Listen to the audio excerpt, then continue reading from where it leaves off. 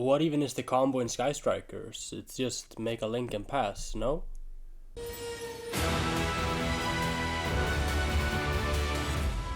Well, thanks to Zero, there's actually some different lines you can go for. Because depending on what you open, if you open with Raye, with Engage, or with Linkage, you might go for different plays. Let's talk about it. So say open with Raye, I would use her effect to tag out, summon Zero in my extra monster zone. On summon, Zero gets to add me my Engage, which I then activate, and grab either Widow Anchor or Shark Cannon.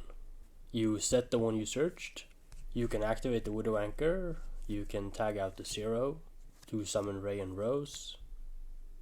In the opponent's turn, this Raye can then tag out to summon a Kagari.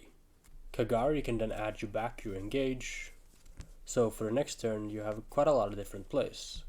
You have 2 link bodies, you have Engage with already a spell in the graveyard.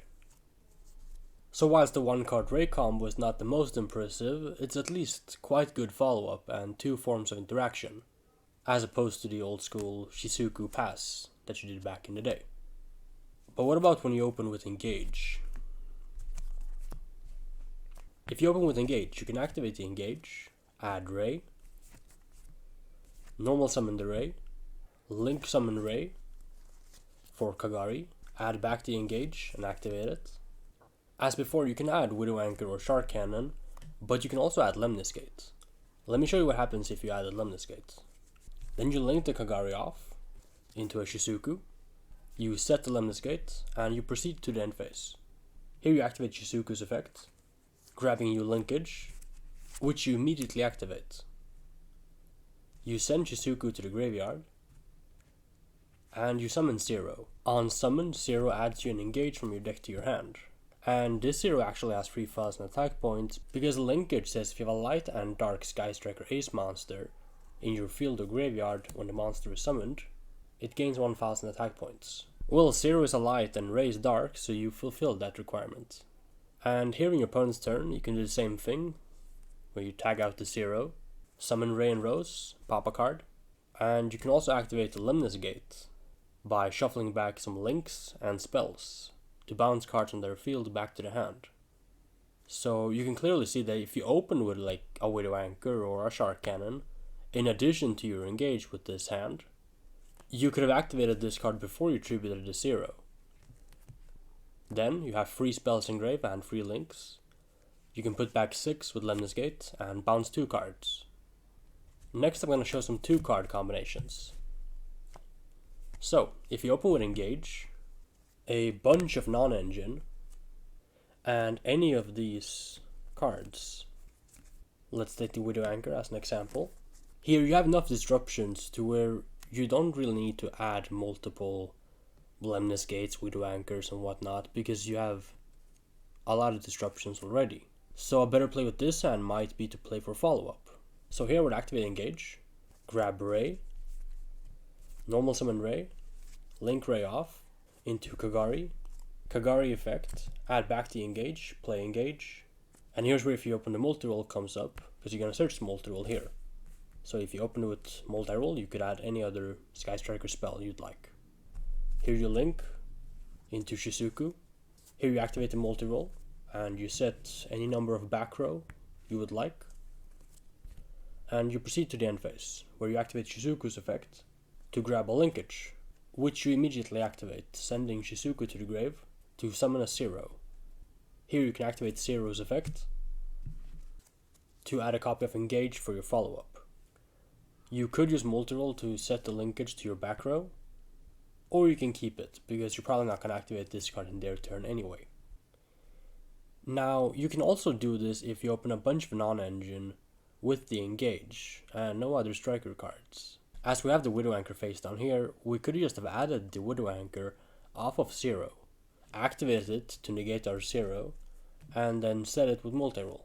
However, this play does burn a bit more of your resources because the Widow Anchor will be banished, and should they have a way to clear the multi-roll, you're just going to lose this card for no reason.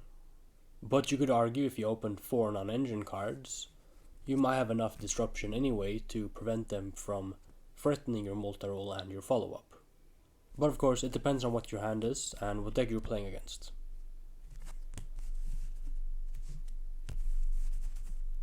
The last thing I wanted to talk about was the interaction with Linkage and Heatwave. So what Heatwave says is you can activate this card at the start of your main phase 1, and for the entirety of this turn and the next, neither player can summon effect monsters. However, if you activate this card, you can chain Linkage, so chaining 2 Linkage will resolve, sending Heatwave to the graveyard, to summon a 0. Now chaining 1 of Heatwave will resolve, preventing either player from summoning monsters. But you already summoned your 0, so that's completely fine. You could also summon Shizuku here. Both of these cards will get you an engage, so it doesn't really matter which one you go for. But the 0 can be tagged out in your next turn, or the Shizuku can be linked off into a Kagari, which would recycle the engage that you add in the end phase with Shizuku. Let's just say we summoned the Shizuku, and we went to end phase, and we grabbed an engage. Now our opponent will pass back. They can't summon, so what are they gonna do? Here you can link the Shizuku off into Hayate, poke and send a spell, and then you can activate engage. And you send a spell with Hayate, which one depends a bit on the situation, but let's say you sent down a Shark Cannon so you can set it back with multi-roll.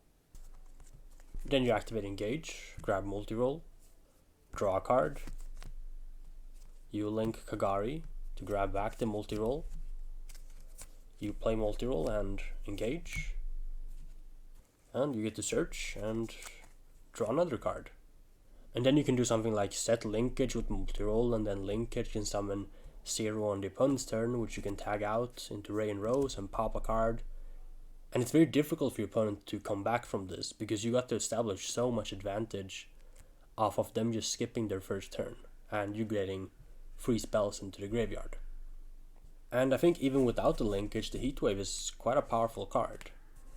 Forcing your opponent to pass back will give you another card to play with, granting you more resources. And there is a chance of a near auto win if you open this with linkage. But yeah, the idea of Sky Striker is mainly to go second, but I just wanted to have Heatwave in my deck, so if people would like to let me start, then I have a very strong punish against that. But that's all I wanted to discuss for now. I hope you all enjoyed the Sky Striker support from Duelist Advance as much as I have.